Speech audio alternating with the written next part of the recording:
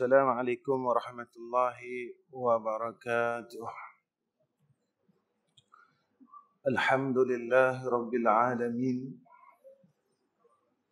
Wal 'aqibatu lil muttaqin. Wal hadi ila siratin mustaqim. Asyhadu an la ilaha illallah wahdahu la syarika lah. وأشهد أن محمدا عبده ورسوله اللهم صل على سيدنا محمد وعلى آله وصحبه وسلم أما بعد وقال الله سبحانه وتعالى يوم لا ينفع مال ولا بنون illa man atallaha biqalbin salim. Pertama sekali kita panjatkan puji dan syukur kehadrat Allah Rabbul Jalal dengan anugerah Allah, ketentuan Allah yang baik, pilihan Allah yang baik. Allah membenarkan kita untuk berada di dalam rumahnya pada malam ini. Setelah sekian lama kita ditahan, tidak dibenarkan untuk berada di dalam rumah Allah.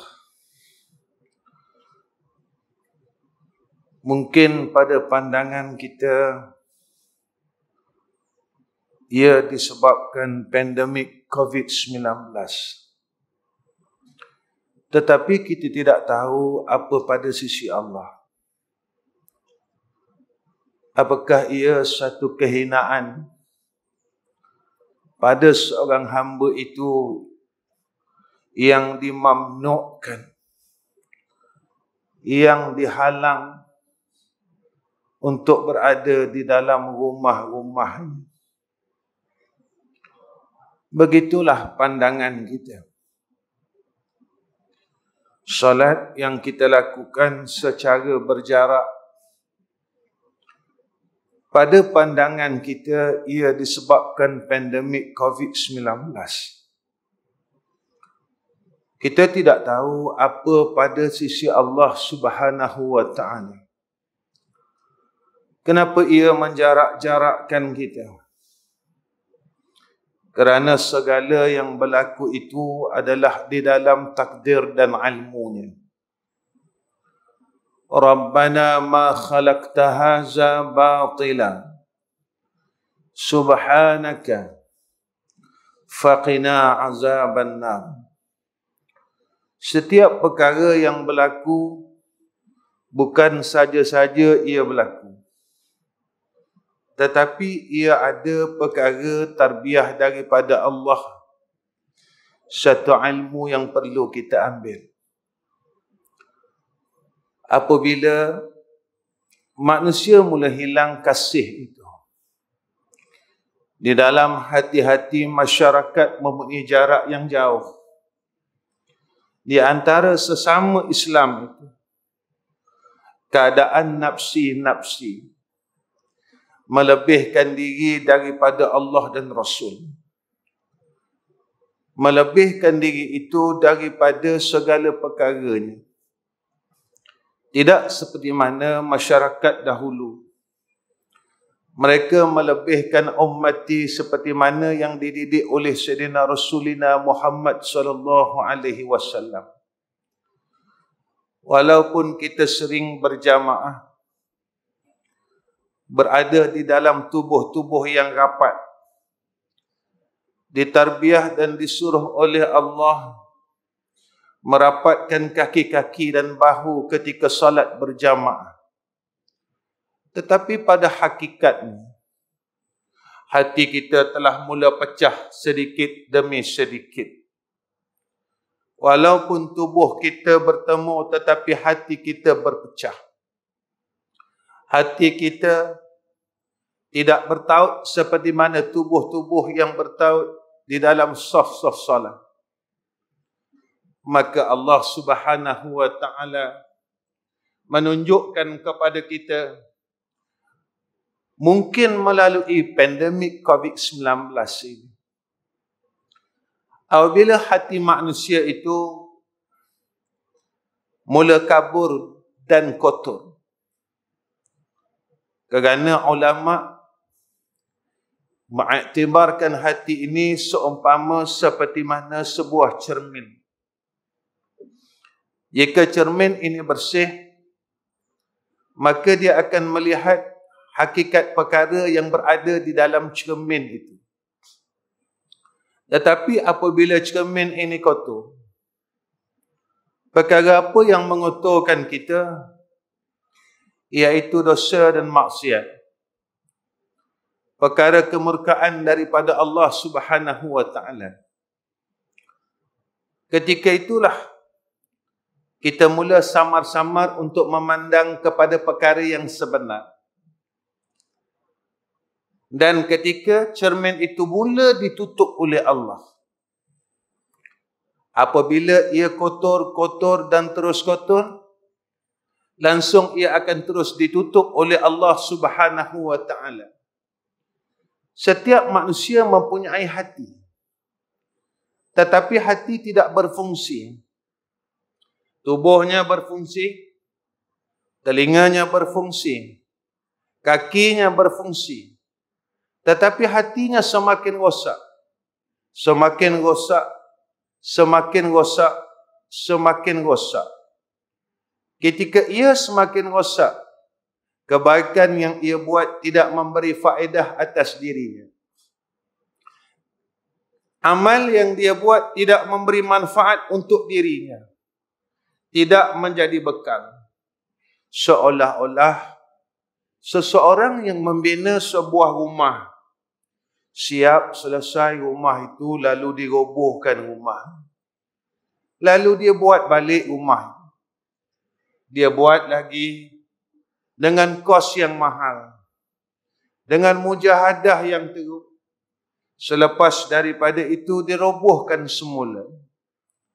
Sebab itulah sekalian yang dirahmati Allah, Imam An-Nawawi rahimahullahu ta'ala, ia berpesan kepada kita,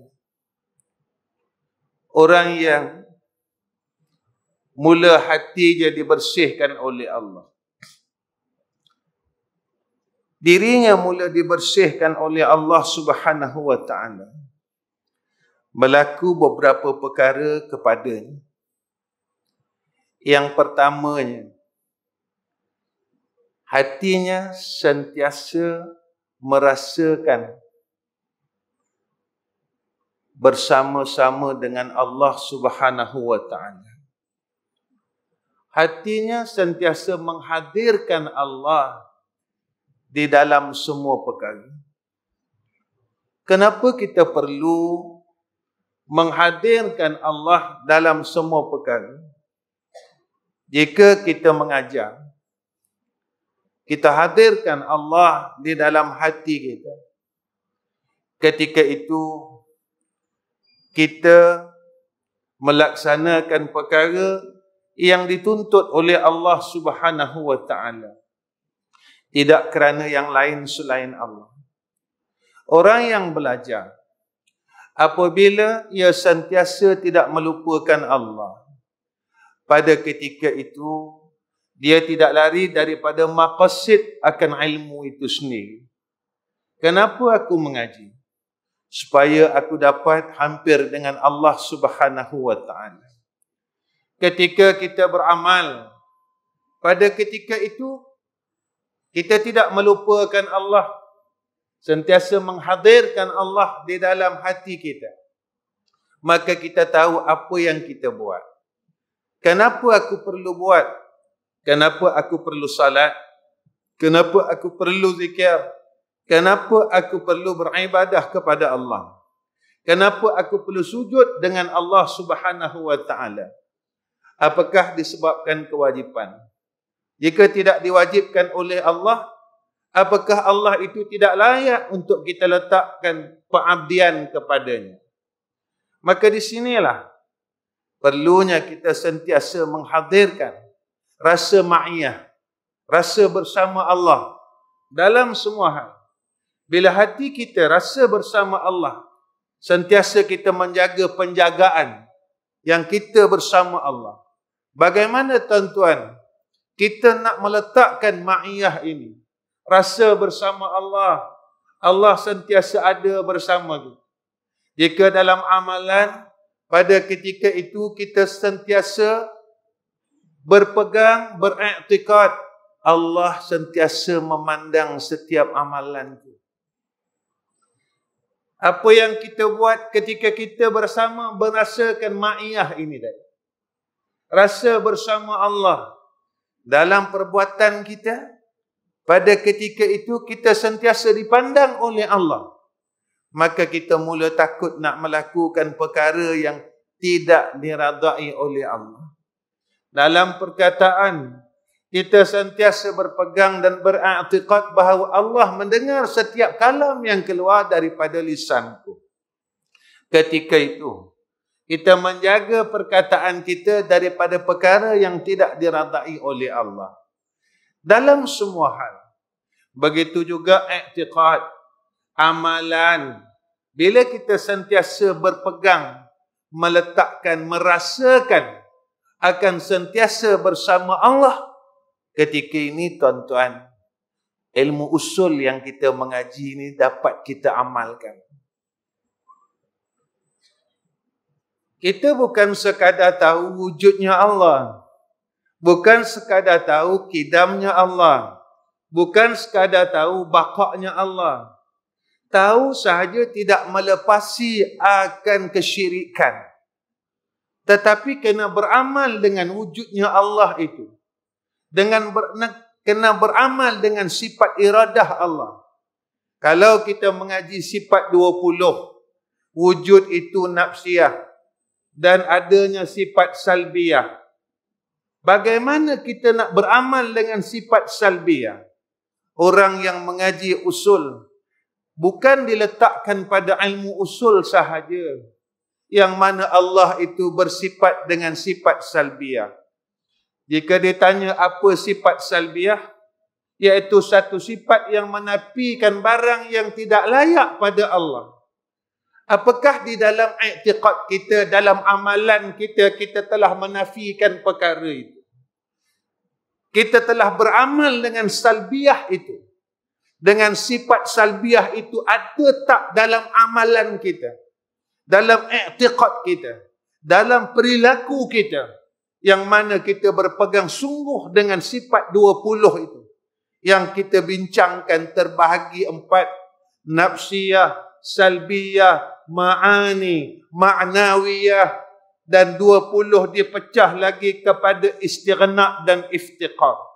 Kita beramal tak tentang istighna, sifat istighna Allah. Kita beramal atau tidak tentang sifat iftiqar Allah.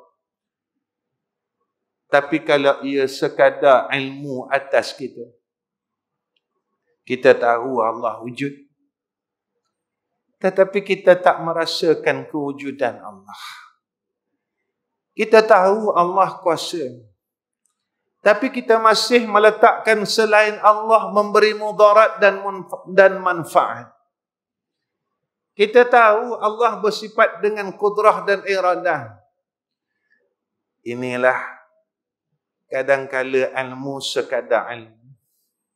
Tetapi ilmu ini tidak menjadikan satu alat yang boleh kita diselamatkan oleh Allah daripada fitrah. Apa fitrah kita, tuan-tuan? Fitrah kita ini tidak mensyirikkan Allah. Alastu bi rabbikum qalu bala syahidana. Dan besok kita balik kepada Allah mesti dalam keadaan yang kembali kepada fitrah, iaitu dalam keadaan yang juga tidak mensyirikkan Allah. Tuan-tuan, apa lagi kata Imam An-Nawawi? Orang yang hatinya mula bersih dia mengikut akan syariat Sayyidina Rasulina Muhammad sallallahu alaihi wasallam. Seseorang yang boleh mengikut syariat Rasulullah, dia mesti yakin dengan Allah. Kerana syariat yang dibawa oleh Sayyidina Rasulina Muhammad sallallahu alaihi wasallam daripada Allah, bukan satu rekaan Sayyidina Muhammad, bukan satu perkara yang dibuat-buat oleh Sayyidina Muhammad. Jika kita sendiri tidak boleh mematuhi syariat dalam pakaian, kehidupan, segala perkara, apakah kita ini termasuk orang yang meragukan Allah? Kita sendiri tidak boleh mematuhi syariat Allah.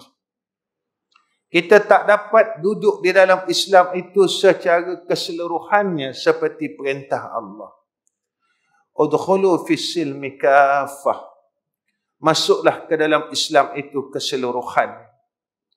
Sebab itu, apabila kita sentiasa berada di dalam kawasan syariat, kehidupan kita semakin tenang. Kerana orang yang bersama Rasulullah ini tenang. Orang yang mengikut Rasulullah ini tenang. Tentu, orang yang mengatakan dia sayang Nabi, dia mengikut Nabi. Nabi bawa apa? Nabi bawa syariat. Syariat yang berbentuk zahir dan batin.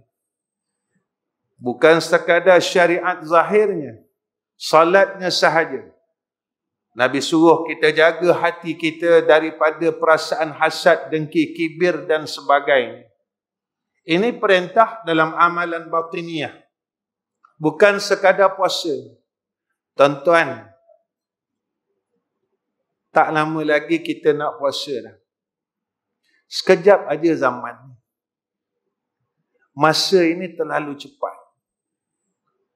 Keadaan dunia ini terlalu kelang kabut. Masa cepat menghampiri kita. Kita berpuasa puluhan tahun. Walhal, kalau kita lihat puasa daripada bahasa itu imsak, menahan akan diri. Berjaya atau tidak, kita telah kekang nafsu-nafsu kita semua daripada engkar perintah Allah.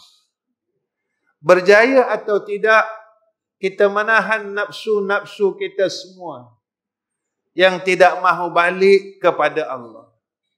Berjaya atau tidak, selama ini kita mendidik nafsu kita menjadi nafsu yang patuh dan akur kepada Allah. Sebab itu, Masya Allah, apa yang Allah ajar kita ini setiap hari dan setiap masa. Tetapi disebabkan akal kita dan fikiran kita tidak ada ruang untuk Allah langsung. Langsung akal kita ini ditutup oleh Allah. Akal kita ini dihijab oleh Allah daripada perkara-perkara yang sepatutnya kita perolehi. Akal kita ini sepatutnya menerima perkara-perkara yang benar. Tetapi kenapa sampai sekarang kita tak boleh berubah dan kita tidak diubahkan oleh Allah? Perangai kita, sifat kita, kenapa kita tidak boleh berubah? Lalu jawapan kita kata Allah tidak menghendaki. Kenapa Allah tidak menghendakinya? Kenapa Allah tidak memilih aku? Kenapa Allah memilih orang lain? Allah tidak pilih aku. Kenapa Allah tidak pilih aku? Pernahkah ia menjadi persoalan dalam hidup kita? Ketika kita melihat perkara tersebut, apakah kita berharap kepada Allah Subhanahu wa taala untuk menjadi hamba yang paling baik pada sisi Allah? Ataupun kita tidak memerlukan perkara tersebut? Sebab itu, Masya Allah, tuan-tuan, hidup dalam dunia ni sekejap ya. Mungkin 60 tahun, 70 tahun. Susah dalam dunia sekejap aja. Mungkin 10 tahun, 20 tahun. Tetapi di akhirat khalidina fiha abada. Pada ketika itu, kita yang merasakan bahawa hidup ini milik kita. Walhal salah. Hidup ni bukan milik kita. Hidup ini milik Allah. Tetapi dalam hati kita sebenarnya kita kata hidup ini milik aku. Hari ini aku boleh hidup dan aku boleh buat apa yang aku nak buat. Sebenarnya tuan-tuan, kalau kita fikir balik, Allah berikan kita hidup ini sebenarnya Allah memberikan kita peluang untuk kembali kepadanya. Jika tidak, Allah telah matikan kita jika dengan kemurkaan Allah. Allah dah panggil kita balik dalam keadaan yang sia-sia. Tetapi Allah bagi kita peluang demi peluang untuk kita balik kepada Allah. Tuan-tuan, apa yang kita gunakan peluang ini? Banyak mana yang kita gunakan peluang ini untuk balik kepada Allah? Itu yang saya katakan pada 2 hari yang lepas setiap malam. Sampai sekarang, kita masih tidak mampu untuk sujud kepada Allah pada 2/3 malam. Dengan istiqamah. Tetapi kita mampu jaga malam untuk dunia kita. Kita tidak mampu untuk sujud dengan Allah. Walaupun yang diminta, yang disebut oleh Sayyidina Rasulina Muhammad sallallahu alaihi wasallam, walau raka'ataini, walaupun 2 rakaat, masih tidak mampu untuk meletakkan, menjatuhkan dahi-dahi kita ke bumi pada setiap malam pada waktu sahur. Kita rasa kita orang hebat, ilmu kita banyak, zikir kita banyak dan sebagainya. Tetapi kita masih tidak mampu untuk merebahkan badan kita sujud kepada Allah pada 2/3 malam. Lemahnya kita sebenarnya. Semua ini berpunca daripada tidak yakin kita dengan Allah. Tidak yakin kita dengan akhirat. Tidak yakin kita dengan alamul barzakh. Tuan-tuan, Allah hantar kepada kita satu virus ini, semua orang yakin. Semua orang takut. Semua orang jaga-jaga. Semua orang waspada. Walhal, apa yang disebut oleh Allah tentang akhirah ini telah lama dinyatakan oleh Allah. Kenapa kita tidak boleh menjaganya? Kenapa kita tidak boleh memelihara dan ada perasaan takut? Kalau virus ini orang yang batuk saja kita takut. Kenapa tentang akhirat kita tidak boleh yakin seperti mana penyakit ini? Alam barzakh kita tidak boleh yakin seperti mana penyakit ini. Yaumul mahsyar kita tidak boleh yakin seperti mana penyakit ini. Jawapannya ialah kerana keyakinan kita dengan Allah ini ada keraguan. Apa kata Imam An-Nawawi rahimahullahu ta'ala? Bila hati semua orang bersih, maka pergantungannya kepada Allah mula bersih. Dia mula bergantung terus dengan Allah Subhanahu wa ta'ala. Ini perintah Allah. Wa man yatawakkal 'ala Allah fahuwa hasbuh. Kenapa dia bersih bergantung dengan Allah? Kerana sifat 20-nya dah betul. Mana betul sifat 20-nya? Istighna, berpegang dengan sifat istighna'nya dah betul. Apa sifat istighna'? Allah bersifat dengan sifat yang maha kaya. Mana mungkin hamba yang bersama dengan yang maha kaya ia miskin? Mana mungkin hamba yang bersama dengan zat yang maha kaya ia susah? Mana mungkin hamba yang bersama dengan zat yang maha kaya ada masalah? Sebab itu apabila kita berpegang bahawa sungguh-sungguh tentang sifat istighna, Allah maha kaya, Allah bersifat dengan iftiqar. Apa iftiqar? Seluruh makhluk ni semua berhajat kepada Allah. Kenapa seluruh makhluk ini berhajat kepada Allah? Kerana Allah itu maha kaya. Kenapa kita tak selesai?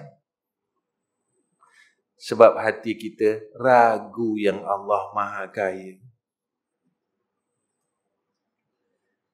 Kita bergantung dengan harta kita, bergantung dengan makhluk yang di samping kita. Sebab itu apabila harta kita kurang, kita susah hati. Bila orang yang berada di samping kita tidak mahu membantu kita, kita susah hati. Sebab kita masih bergantung kepada selain Allah.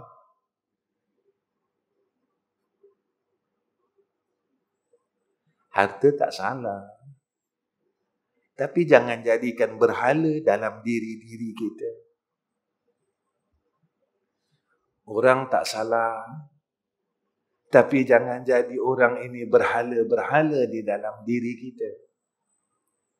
Sehingga kita menepikan Allah. Sehingga kita menolak Allah.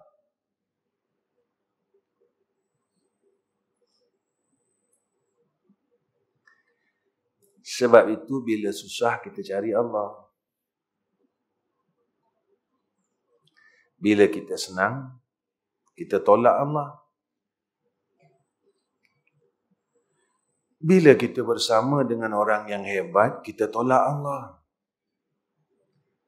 Bila kita ditinggalkan oleh orang hebat, baru kita cari Allah. Maka kita kena tanya dengan diri kita. Sebenarnya, siapa Allah pada kita?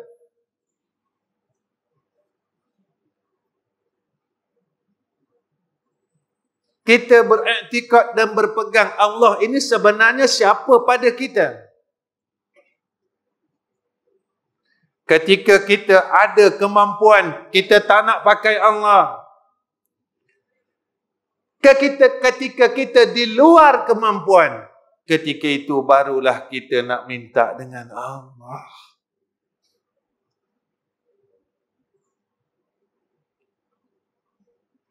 Kita sendiri tak yakin dengan Allah.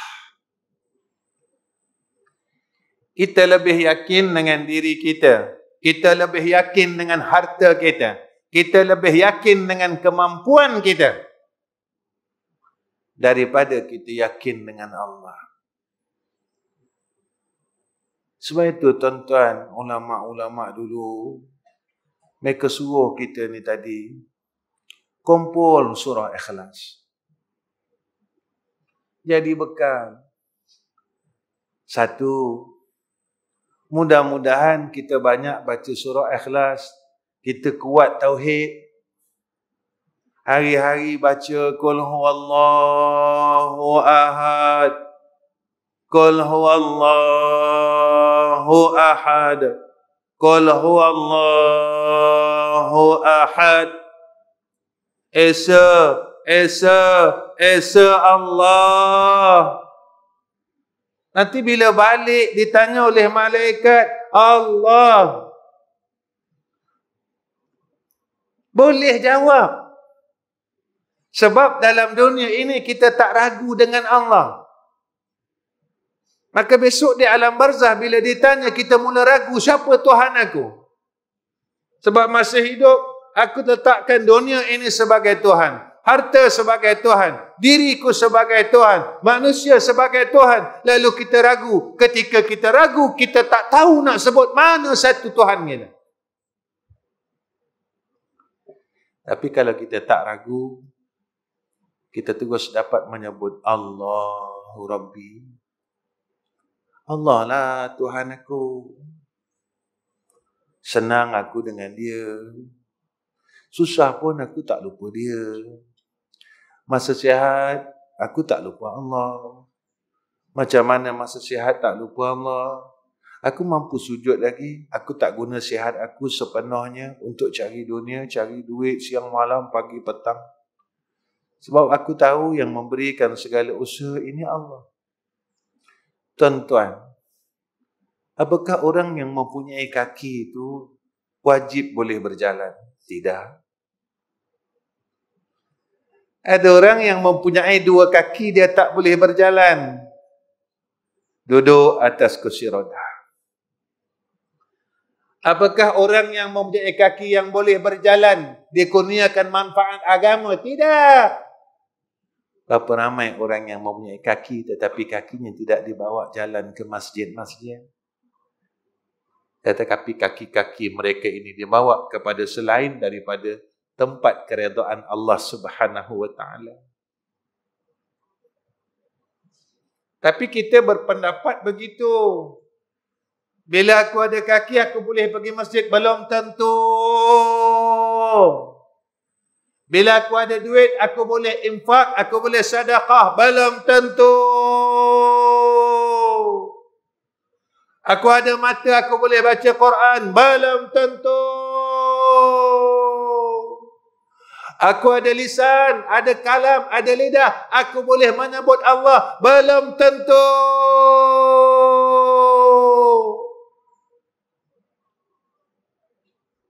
Tuan-tuan,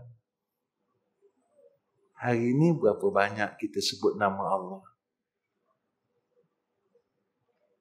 Jika tidak ada solat, kita tidak diberi peluang untuk menyebut kalimah Allah. Subhanallah. Alhamdulillah. Berapa kali Allah memberi kita ruang dan peluang menyebut-nyebut namanya.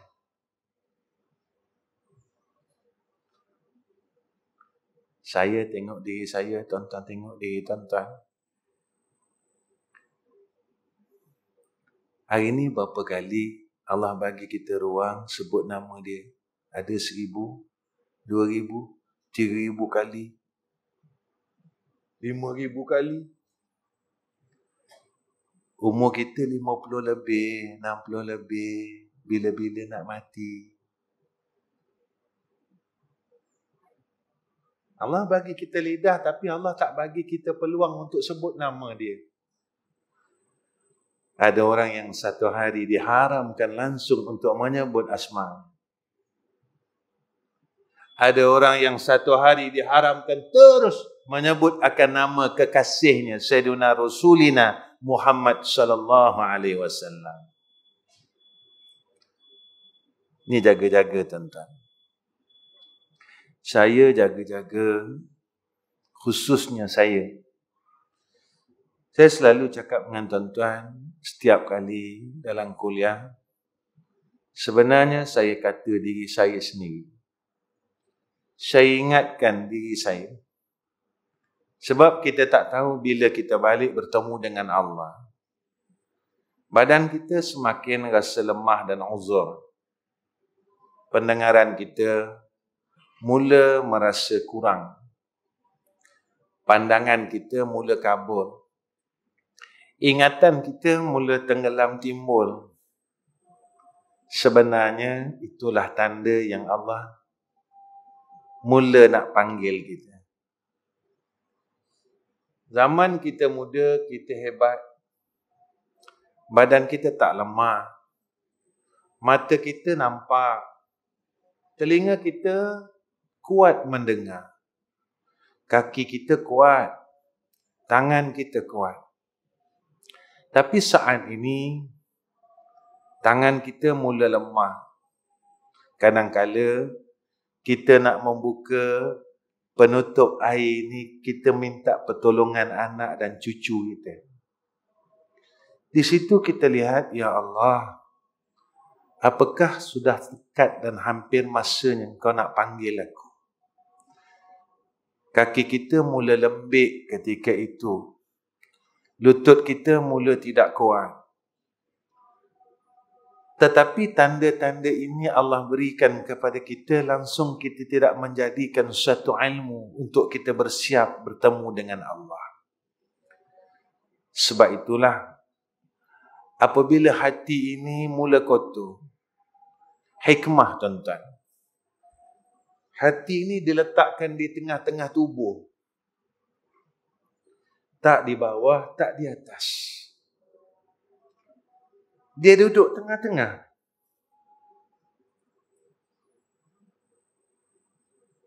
Kalau benda duduk tengah-tengah ini, dia melebar tuan-tuan. Kalau cahaya, dia melebar.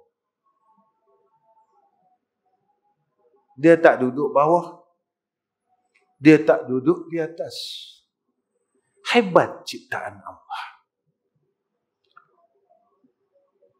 Tetapi raja yang ada dalam tubuh kita mula rosak. Ketika itulah kita mula jauh dan jauh dengan Allah. Bila seseorang hatinya mula bersih, kata Imam An-Nawawi rahimahullahu ta'ala yang terakhir, Isyak kita dah masuk. Dia selalu merujuk masalahnya kepada Allah. Insan ini selalu mengadu hal dengan Allah. Dia selalu kembali kepada Allah. Segala perkaranya dia balik dengan Allah, dia cakap dengan Allah. Tuan-tuan, saya nak bawa diri saya dan tuan-tuan berfikir, selalu yang kita mengadu dengan Allah pasal apa? Semuanya pasal dunia. Ya Allah, aku kena buang kerja dan aku tak ada duit, aku ada masalah ini, masalah ini. Kenapa kita tidak merujuk kepada Allah punca segala perkara? Kenapa kita tak mengadu hal dengan Allah? Ya Allah, hidup aku dah 50 tahun.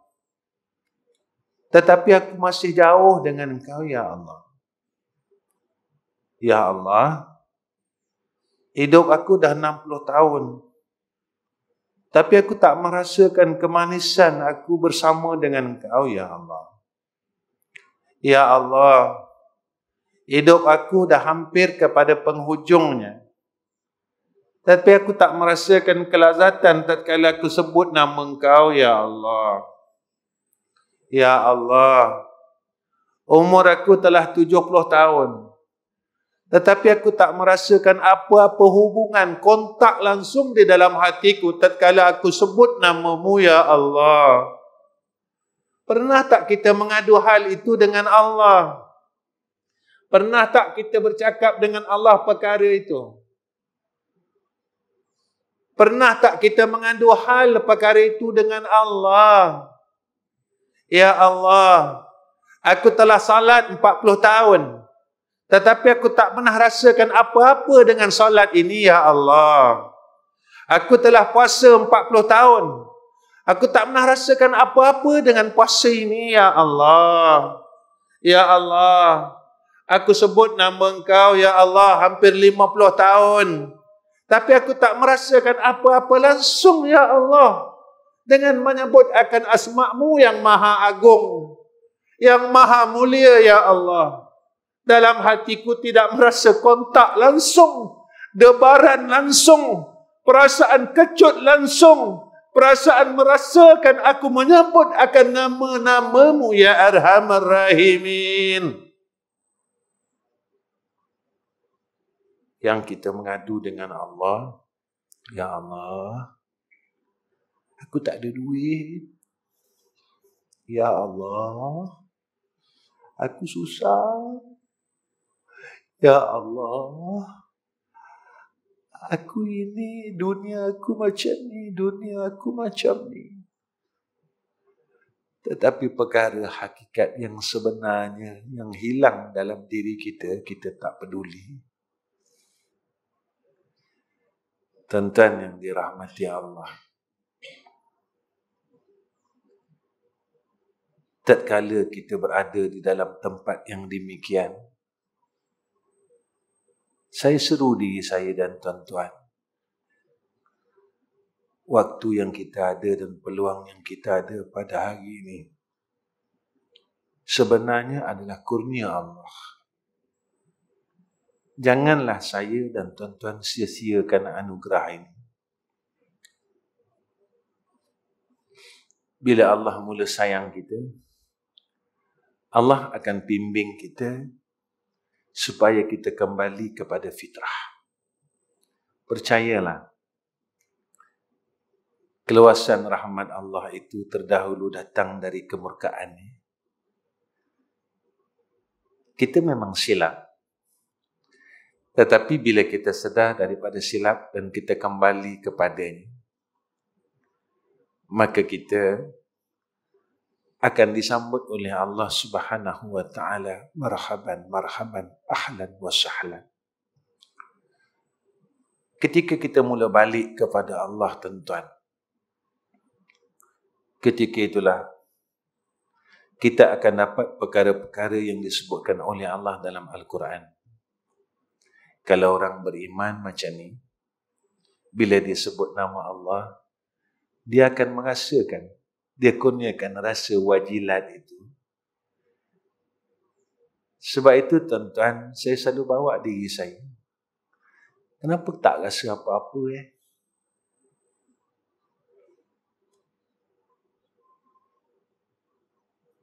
Aku sebut nama dia, aku tak rasa apa-apa Walhal Allah sebut dalam Quran, orang yang beriman itu bila disebut nama Allah, dia rasa wajilat, gementar hatinya, takut hatinya dengan Allah. Kenapa aku tak rasanya?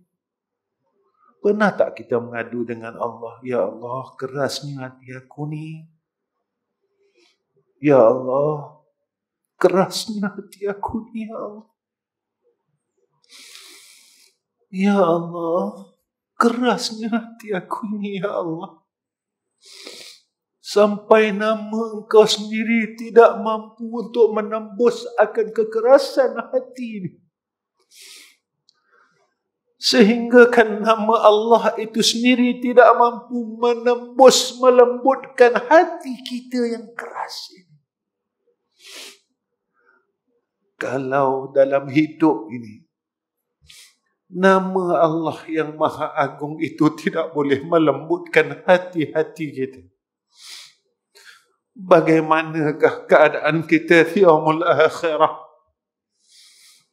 Walaupun seorang Nabi yang bernama Muhammadur Rasulullah sallallahu alaihi wasallam berusaha untuk menyelamatkan kita dengan perkataan aina ummati, aina ummati, aina ummati. Tetapi diri kita tidak mampu diselamatkan kerana kesalahan kita terlalu banyak, dosa kita terlalu banyak, aib kita terlalu banyak. Tuan-tuan yang dirahmati Allah, setakat ini saja saya dengan tuan-tuan. Terima kasih sebab tuan-tuan terima saya setiap kali saya datang ke Kuala Terengganu. Terima kasih kepada Masjid Pengadang Baru yang tak serik menerima saya di masjid ini. yang sudi terima saya setiap kali saya datang ke Kuala Terengganu. Masjid Pengadang Baru adalah masjid termasuk dalam kuliah, jadual kuliah saya. Saya ucap terima kasih, terima kasih, terima kasih. Mungkin ia terjadi daripada hubungan kasih kita kepada Allah. Mudah-mudahan kedatangan ini menjadi asbab untuk kita mendapat rahmat dan dibimbing Allah. Sebelum saya tutup, saya minta maaf banyak-banyak dengan semua orang sini.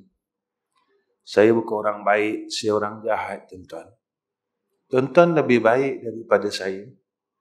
Tuan-tuan orang yang lebih dekat dengan Allah.